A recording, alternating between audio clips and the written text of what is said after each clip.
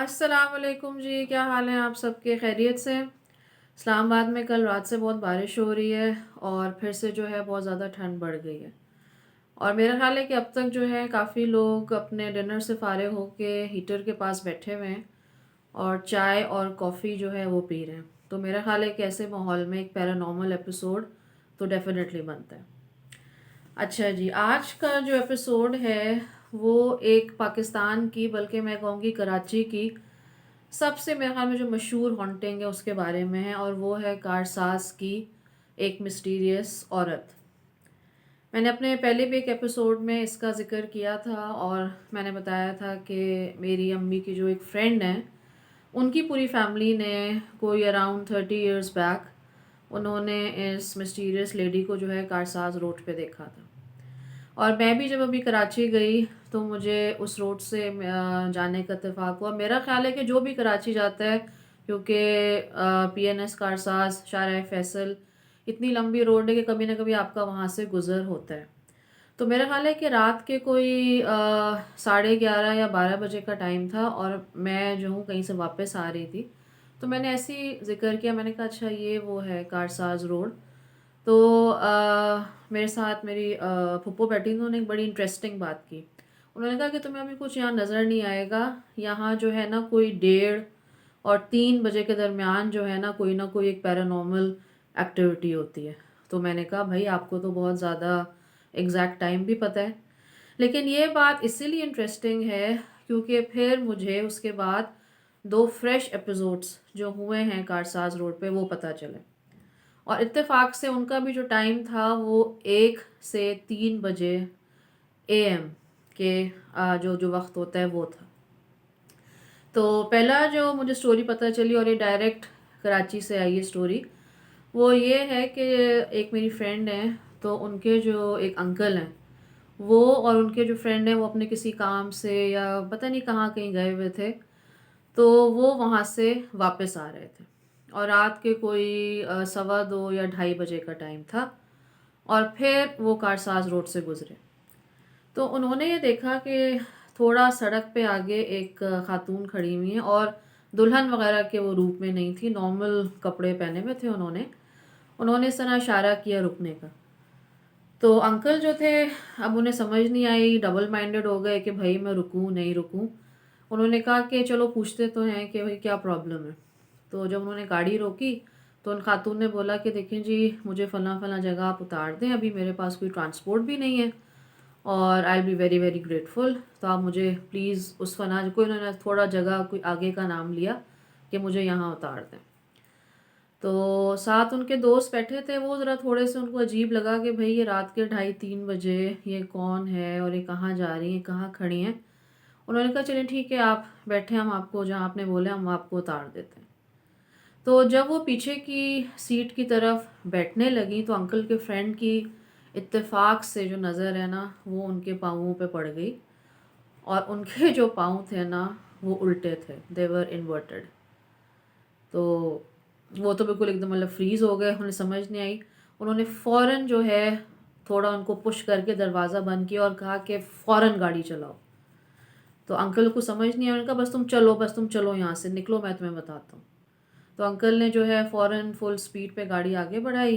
तो जब थोड़ा वो लोग आगे गए तो उन्होंने साइड मिरर से देखा कि वो जो खातून थी वो सड़क के बीच में खड़ी हुई थी और बहुत ज़ोर ज़ोर से हंस रही थी। तो फिर उनके फ्रेंड ने मुझे बताया कि भाई जब वो गाड़ी के अंदर बैठ रही थी तो इत्तेफाक से जो ना मेरी नज़र उनके पाँवों पे पड़ गई, और जो उनके पाँव है ना वो उल्टे थे। अच्छा फिर जो मेरी फ्रेंड है ना उसने मुझे एक स्पेशल नोट साथ भेजा कि देखो please, this is not a made up story, this is absolutely true. और ये जो मेरे रिलेटिव हैं ये उन्होंने मुझे बताई है, और ये 100% उनके साथ हुआ है कारसाज रोड पर। मैंने कहा ठीक है फ़ाइन।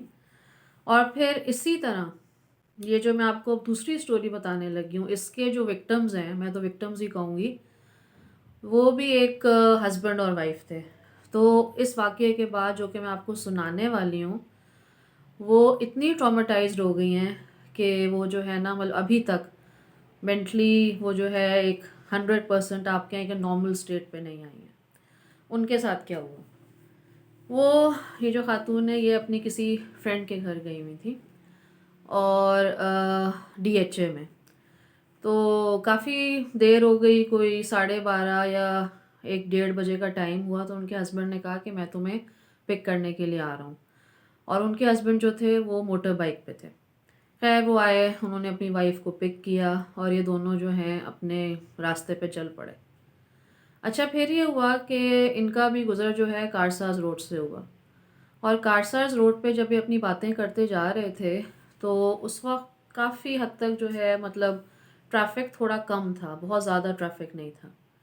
तो आप यकीन करें कि इनकी मोटर बाइक के साथ इनको एक खातून जो है वो बाकायदा हवा में उड़ती हुई नज़र आई। उनकी शक्ल जो थी बिल्कुल उन जो साहब थे उनकी बीवी की तरह थी, एग्जैक्ट उनकी वही शक्ल थी। तो उनकी बीवी तो एकदम मतलब डर गई, शॉक में। वो चीखना भी चाहें, उनके जो है मुंह से कोई चीखने की आवाज़ नहीं निकली। तो उनके जो हस्बैंड थे ना वो समझ गए। उन्होंने मोटर बाइक चलाते हुए अपनी बीवी को कहा कि तुम इसकी तरफ मत देखो, तुम बस जो है ना सामने देखो। और इन्होंने अपनी मोटर बाइक की जो स्पीड है ना वो तेज़ कर दी। लेकिन वो जो खातून थी वो जो हवा में फ़्लाई कर रही थी वो इनकी मोटर बाइक के बिल्कुल साथ साथ साथ साथ जो है ना बिल्कुल बाकायदा वो एक रेस लगा रही थी मोटर बाइक के साथ। और आहिस्ता आहिस्ता जो है ना वो जो हस्बैंड जो वाइफ थी उनके बिल्कुल वो करीब होती जा रही थी।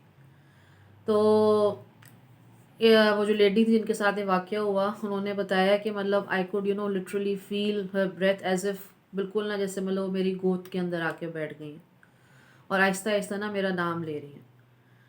तो ये इतनी डर गई, इतनी ट्रॉमेटाइज़्ड हो गई। इन्होंने कहा कि मतलब मैं चाहती थी कि भई मैं कोई आयतुल कुर्सी वग़ैरह पढ़ूँ, मैं कुछ पढ़ूँ, लेकिन मेरे मुँह से कोई आवाज़ नहीं निकल रही थी।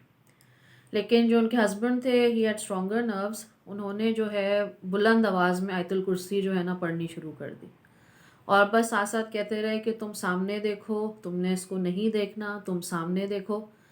तो इन्होंने अपनी ना आँखें बंद कर ली और बस उन्होंने आँखें बंद करके कहा कि अब भई जो हो अल्लाह ताला के अब हम हवाले हैं। कोई 5-6 या 10 मिनट का अरसा गुज़रा, लेकिन वो कहती मुझे लगा कि पता नहीं कोई 1 साल का जो है ना अरसा वो गुज़र चुका था। इनको अपने हस्बैंड की आवाज़ आई। इनके हस्बैंड ने कहा कि अब आँखें खोलो, हम उस जगह से बिल्कुल बाहर आ गए हैं और देखो ये हमारा सामने जो है ना घर आने वाला है। तो जब उन्होंने आँखें खोली तो बिल्कुल उनका घर जो है सामने था और वो फ़ौरन मोटर बाइक से उतरी और डर के मारे वो अंदर चली गई। और कोई इस बारे में उन्होंने रात को कोई बात नहीं की क्योंकि both of them were very scared. सुबह उठ के जब उन्होंने डिस्कशन की तो उनके हस्बैंड ने एक बड़ी एक वियर्ड सी बात बताई और वो ये थी कि वो जो खातून जो कि बिल्कुल साथ-साथ उनकी मोटर बाइक के फ्लाई कर रही थी, फ्लाई, ठीक है?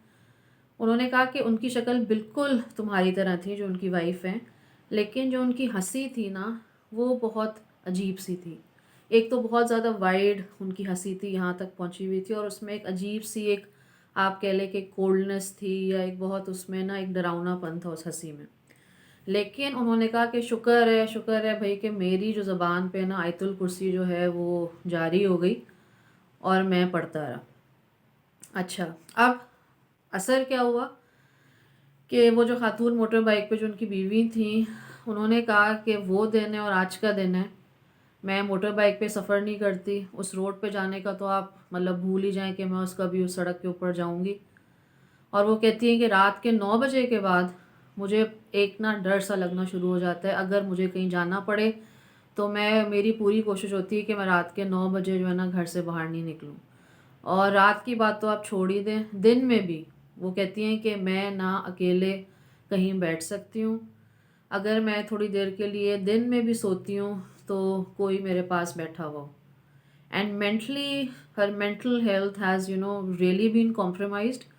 और अभी भी आप कह लें कि मतलब वो 70-75% जो है अपनी मेंटली स्टेबल हुई हैं, क्योंकि वो कहती हैं कि मुझे अभी तक फ़ील होता है कि कैसे बिल्कुल वो मेरे मुंह के साथ फ्लाई कर रही थी, कैसे वो मुझे देख रही थी, मेरे करीब आ रही थी एंड आई कुड फ़ील हर। तो ये जी 2 फ्रेश एपिसोड्स हुए हैं कारसाज रोड के ऊपर और इनका टाइम वही था जो कि मैंने आपसे वीडियो के शुरू में ज़िक्र किया था कि 1:30 से 3 बजे का जो टाइम है। वो। तो और ये दोनों जो है मतलब बिल्कुल सही ट्रू सोर्सेस से मुझे किस्से आए हैं। अच्छा, एक और किस्सा जो मुझे आया है वो है सी व्यू का। सी व्यू पे भी जो टाइम था, पता नहीं, I think that there is something about this time. 12 बजे के बाद से आई थिंक जो फजर की अजान तक से पहले का जो टाइम होता है, there is something I think witching, the witching hour, I feel. ये जो किस्सा आया है ये भी मेरी एक फ्रेंड होती है, उन्होंने मुझे सुनाया है कि उनको किसी ने आगे सुनाया कि एक मियाँ बीवी थे, उनकी नई नई शादी हुई थी। तो वो रात के कोई 1-1:30 बजे सी व्यू रेस्टोरेंट गए just to walk around and have fun talk and everything. तो वो उन्होंने कहा कि उस वक्त जो है इक्का दुक्का लोग थे, मतलब आप कह लें कि 5-6 फैमिलीज़ थी जो यहाँ वहाँ फिर रही थी, लेकिन बहुत ज़्यादा जो है रश नहीं था। तो उनके जो हस्बैंड थे ना, उन्होंने कहा वो देखो वो सामने कौन, एक औरत खड़ी हुई है और उसने वाइट कलर का जो है ब्राइडल ड्रेस पहना हुआ है। तो उनकी बीवी ने कहा आप किस औरत की बात कर रहे हैं, मुझे तो कोई औरत नज़र नहीं आ रही।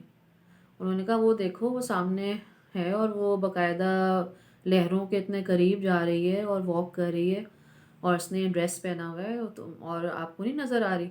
उसने कहा कि नहीं मुझे तो कोई नज़र नहीं आ रहा। तो फिर उनके हस्बैंड को रियलाइज़ हुआ कि ओनली आई कैन सी हर। और उन्होंने अपनी बीवी से 3-4 दफ़ा पूछा कि आपको वो नज़र आ रही है कि नहीं। उसने कहा कि नहीं मुझे तो नज़र नहीं आ रही। और बाकी भी जो लोग थे उनमें से किसी को वो खातून नज़र नहीं आ रही थी। तो उनके जो हस्बैंड थे डेफिनेटली वो बहुत डर गए। उन्होंने कहा कि चलो अब यहाँ से निकलो, मतलब मुझे बहुत अजीब सा लग रहा है। तो उसी वक्त वो अपनी गाड़ी शाड़ी में बैठे और फ़ौरन जो है ना वहाँ से भाग गए। तो ये सी व्यू का वाक़या। अच्छा जी, अब जो मैं इस एपिसोड का जो आपको लास्ट वाक़या सुनाऊंगी, ये जो है ये मुझे मेरी एक फ्रेंड ने भेजा है और ये एक वाक़या तो बहुत पुराना है। ये एक सिंगर हैं, एक अरबिक सिंगर होती थी, और बहुत मशहूर सिंगर थी। और ये जो है कोई 25-30 इयर्स बैक का वाक़या है।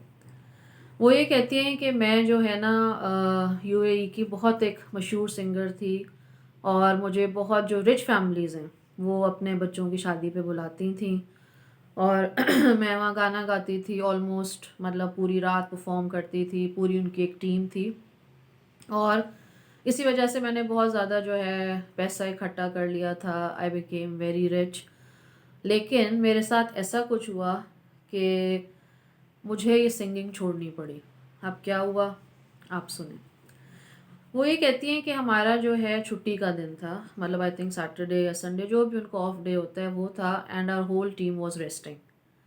तो इनको रात के वक्त कोई फ़ोन आया, एक औरत थी, उसकी बड़ी स्ट्रेंज सी आवाज़ थी। उसने कहा कि देखें आज ही रात को ना मेरी बेटी की शादी है और मुझे पता है कि आप बहुत ही मशहूर सिंगर हैं, तो मैं चाहती हूँ कि आप आएँ और आप आके ना मेरी बेटी की शादी में गाना गाएं, परफॉर्म करें। आप जो भी चार्ज करती हैं मैं आपको उसका डबल दूँगी। तो खैर पहले तो उन्होंने हेजिटेट किया, बट उन्होंने कहा कि when I heard the price तो आई एग्रीड। और इन्होंने किसी ना किसी तरह अपनी टीम को भी कन्विंस कर लिया कि चलो चलते हैं, मतलब वही हमें परफॉर्म करना है 5-6 घंटे और we will get double price. एक जो सबसे पहली अजीब बात थी वो ये हुई कि जो खातून फ़ोन पे थी उन्होंने ना बड़ा कोई अजीब सा पता बताया, जो कि पता नहीं in the middle of nowhere कहीं था, जंगल में, आप पता नहीं कौन पता बताया कि आपने यहाँ आना है। तो खैर ये लोग बड़ी मुश्किल से उस पते पे पहुँचे और जब वो वहाँ जा भी रहे थे, कहती मुझे एक बहुत स्ट्रेंज फीलिंग हो रही थी, क्योंकि जो हमारी गाड़ी है वो बाकायदा एक जंगल के अंदर से बिल्कुल हू का आलम था। और हम सब ये सोच रहे थे कि भाई यहाँ किसकी शादी हो रही है, क्या हो रहा है, कौन है। लेकिन खैर जब वो दिए गए पते पे पहुंची तो वो सब बड़े हैरान हुए कि वहाँ एक बहुत बड़ा घर था, आप एक मैंशन कह लें, और चहल पहल, लाइट्स लगी हुई, लोगों की गहमा गहमी, और कहीं शादी का जो है म्यूज़िक बज रहा था, सब कुछ था। तो खैर उनको वेलकम किया गया और उनको कहा कि आप, वो फिर गई वहाँ, उनको एक रेस्ट रूम वगैरह सब उनको रूम अलॉट किया गया। तो वहाँ जाके उन्होंने अपना सारा गेटअप वगैरह किया and then they came on the stage, जो कि उसके बाहर उन्होंने सेट किया हुआ था मैंशन के। और वहीं जो है पूरी तकरीब भी जो है हो रही थी, लोग फिर रहे थे और इस तरह से। तो उन्होंने फिर अपना गाना शुरू कर दिया। तो कहती है पहले तो हम लोग गाना गाते रहे, हमें कुछ फ़ील नहीं हुआ, लेकिन आहिस्ता-आहिस्ता कहती हैं कि मैंने फ़ील किया कि स्टेज के आस-पास जो है ना बहुत ज़्यादा, मतलब इतने लोग पहले नहीं थे। स्टेज के आस-पास बहुत ज़्यादा जो लोग हैं ना वो जमा होने शुरू हो गए, और फिर उन्होंने एक अजीब तरीके से जो है ना, कहती मैंने पहले ऐसा कोई डांस नहीं देखा था, उन्होंने अजीब तरह से ना म्यूज़िक पे ना डांस करना जो है शुरू कर, जैसे पहले पता नहीं उनको कोई होश नहीं है। तो कहती है कि चलें, ये तो मतलब था कि वो डांस कर रहे थे, लेकिन इत्तेफाक से उनकी नज़र जो है ना उन लोगों के नीचे पाँवों पे पड़ी, तो वो इंसानों वाले पाँव नहीं थे। वो जो हैं बकरे की टाँगें थीं, जैसे एक बकरे की जो पतली सी टाँगें होती हैं विद हूव्स, उनकी टाँगें उन सब लोगों की वैसी थी। अच्छा, लेकिन ये जो सिंगर है ना, जो मुझे बड़ी हैरानी हुई, she had very strong nerves. इन्होंने कहा कि मतलब मैंने बिल्कुल जो है ना, और ये हालाँकि गाना भी गा रही थी, इन्होंने बिल्कुल शो नहीं किया कि ये डर गई हैं या इनको कोई चीज़ जो है आउट ऑफ ऑर्डिनरी लग रही है। She continued singing. लेकिन इनकी जो एक टीम मेंबर थी ना, उसने एकदम चीख मारी और वो बेहोश हो गई। तो ख़ैर, जो वो गेस्ट वगैरह थे वो आए, उनमें से उन्होंने कहा इन्हें क्या हुआ? तो जो सिंगर थी उन्होंने ऐसे ही बहाना किया कि असल में बहुत देर से गाना वो गा रही हैं, परफॉर्म कर रही हैं, तो ये थक गई हैं, हम इनको ज़रा थोड़ी देर के लिए अंदर कमरे में लेके जाते हैं। तो उनके जो सारे टीम मेंबर्स थे वो उन्होंने उठाया और वो अंदर कमरे में ले गए। तो थोड़ी देर में वो जो लड़की थी ना, उसको होश आ गई और उसने फिर चीख मारी। उसने कहा आपने इन सब की टांगें देखी हैं? इनकी टांगें तो बकरों की टांगों की तरह।